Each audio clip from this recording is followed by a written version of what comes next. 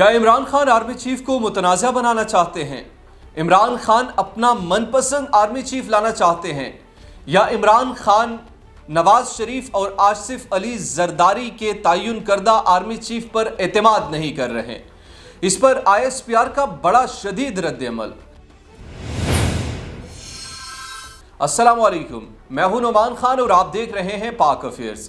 ناظرین اکرام، کل عمران خان نے جلسہ کیا، اس جلسے سے خطاب کیا۔ اس خطاب میں آرمی چیف کے حوالے سے گفتگو کی گئی اور کہا گیا کہ جو شخص جن کی دولت، جن کے اثاثے اور جن کے بچے باہر ہوں وہ ہمارے ملک کے بڑے فیصلے کرتے ہیں، یعنی وہ آرمی چیف کی طرف اشارہ کر رہے تھے کہ چونکہ نومبر میں اب نیا آرمی چیف تعین کیا جائے گا تو اس کے لیے اب حکومتی سطح پر بھی مشاورت شروع ہو چکی ہے۔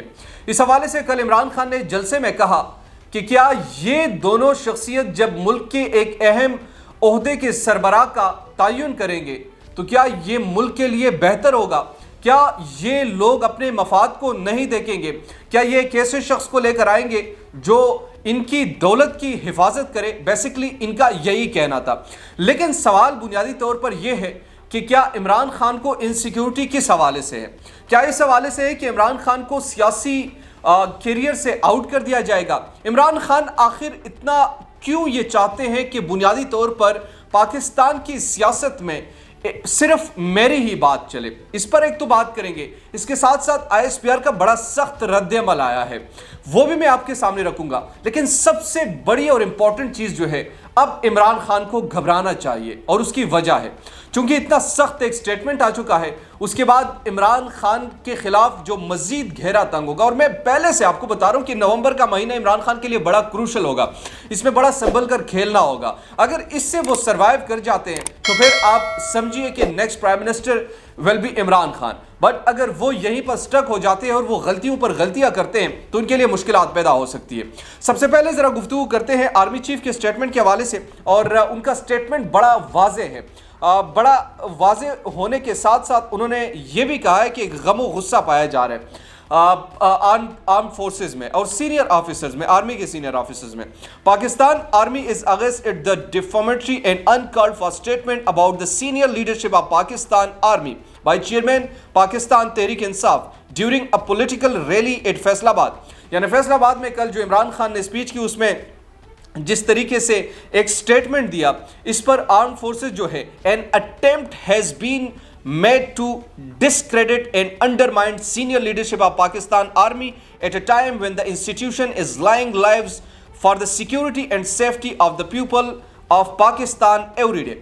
یعنی وہ آرمی جو عوام کے لیے، عوام کی حفاظت پر مامور ہے، جو آئے دن اپنی جانوں کا نذرانہ پیش کر رہے ہیں، ان کے بارے میں اس قسم کا بیان دینا وہ آرمی میں ایک غم و غصہ دلانے کے مترادف ہے یا افراتفری پھیلانے کے مترادف ہے۔ Senior politician trying to stir controversies on appointment of COAS یعنی chief of army staff of Pakistan army, یعنی سینئر پولیٹیشین جو ہے وہ یہ کہہ رہے ہیں ISPR کہ وہ کنٹروورشل بنانا چاہتے ہیں آنے والے اپ کمنگ چیف کو۔ The procedure for which is well defined in the constitution، جس کو لگانے کا جو طریقہ کار ہے وہ آئین میں واضح طور پر لکھا ہوا ہے۔ is most unfortunate and disappointing procedure is well defined in the constitution is most unfortunate and disappointing senior leadership of army has decades long impeccable meritorious service to prove its patriotic and professional credential beyond any doubt۔ بنیادی طور پر یہی کہنا ہے ISPR کا کہ عمران خان کی statement سے بڑا دکھ پہنچا، غم و غصہ پایا جا رہا ہے سینئر لیڈرشپ میں، یہ کنٹروورشل بنانا چاہ رہے ہیں، یہ آنے والے آرمی چیف کے حوالے سے انتہائی یعنی نامناسب قسم کے الفاظ تھے جو ان نے استعمال کیے۔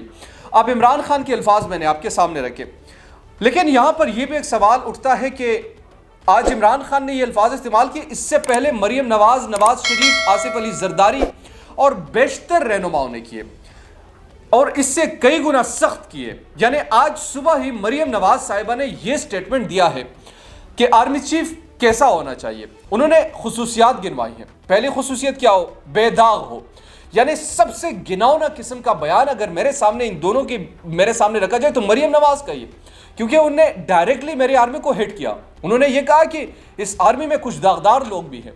میرے آفیسرز کے خلاف اس قسم کا داغدار کا لفظ ان کے لیے استعمال کرنا اور یہ کہنا کہ وہ تنقید سے پاک ہو جس پر سب کو کوئی اعتراض نہ ہو. اگر سب کو یہی بیان آپ ان کے ساتھ ملا لے تو عمران خان بھی یہی کہنا چاہ رہے ہیں. تو کیا ایک بیان پر آپ خوشیاں منا رہے ہیں، دوسرے بیان پر کیا غم و غصہ ہو رہے ہیں؟ یا تو سٹیٹمنٹ دونوں کے برابر کیوں؟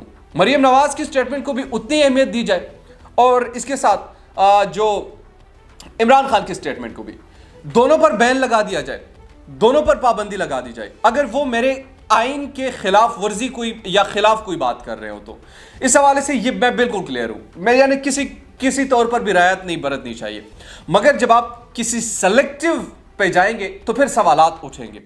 پھر آپ کے سامنے بیانات بھی آئیں گے مریم نواز کے، پھر آپ کے سامنے بیانات آئیں گے آصف علی زرداری کے، پھر آپ کے سامنے بیانات آئیں گے نواز شریف صاحب کی بھی. یہاں پر بنیادی طور پر سوال کیا اٹھ رہا ہے؟ سوال یہ اٹھ رہا ہے کہ شہباز شریف صاحب جائیں گے، وہ نواز شریف صاحب سے ملاقات کریں گے، ملاقات کرنے کے بعد وہ بنیادی طور پر کیا کریں گے؟ وہ ایک آرمی چیف ان کی مرضی سے اپوائنٹ کریں گے. اب عمران خان نے بھی یہی بات کی. آج یہ فواد چودھری کی بات میں آپ کو بتا رہا ہوں جو انہوں نے آج کہی ہے. اس حوالے سے آج اسلام آباد ہائی کورٹ میں بحث ہوئی. اسلام آباد ہائی کورٹ میں کیا ہوا وہ بھی میں آپ کے سامنے رکھ دیتا ہوں. اسلام آباد ہائی کورٹ میں ہوا عمران خان کی تقاریر کو براہ راست دکھانے کے پیمرا نوٹیفکیشن کے خلاف کیس.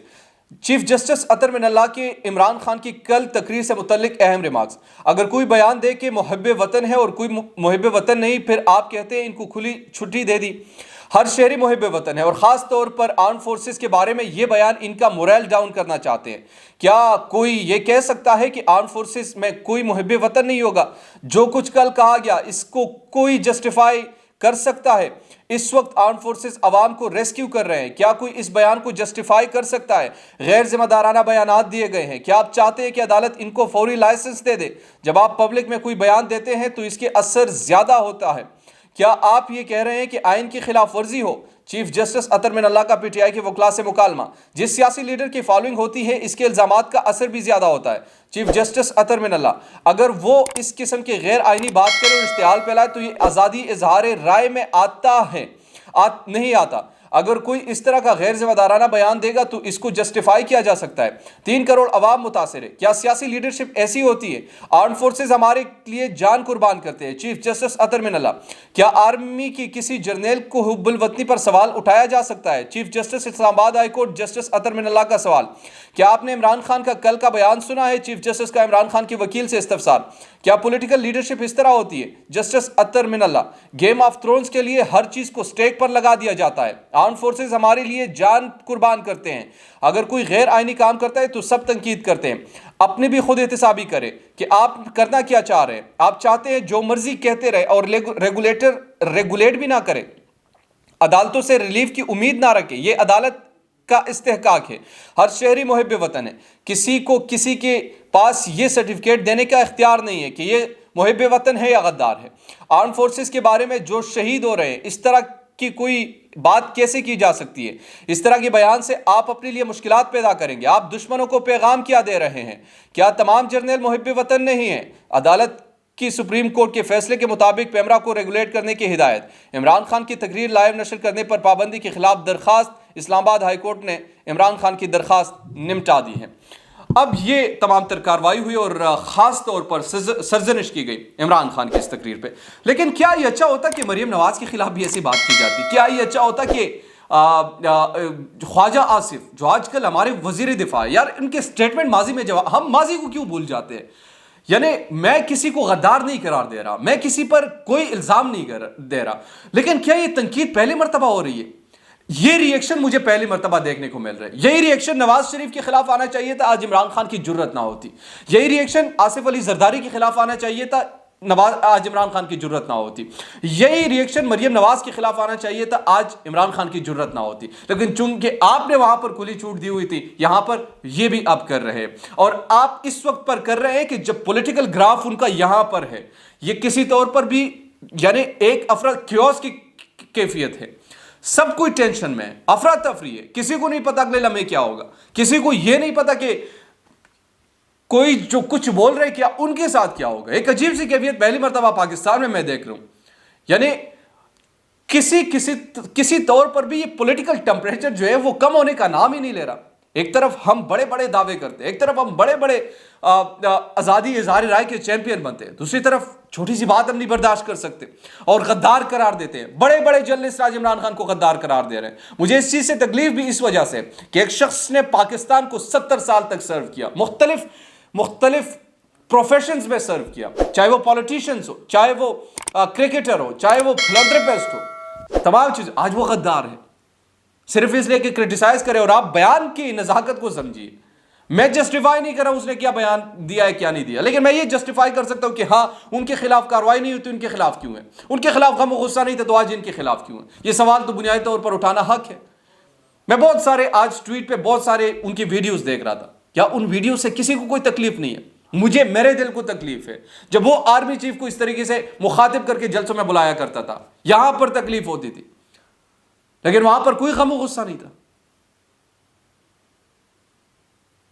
آخر ہم سب کو آئین میں رہنا ہوگا, اپنے دائرے سے نہیں نکلنا چاہیے. تمام اداروں کو اپنے آئینی حدود کا معلوم ہونا چاہیے کہ یہ ہمارا آئینی حدود ہے اور اس پر عمل کرنا چاہیے. دیجیے مجھے نعمان خان کو پاک افیئر سے اجازت. اللہ نگہبان.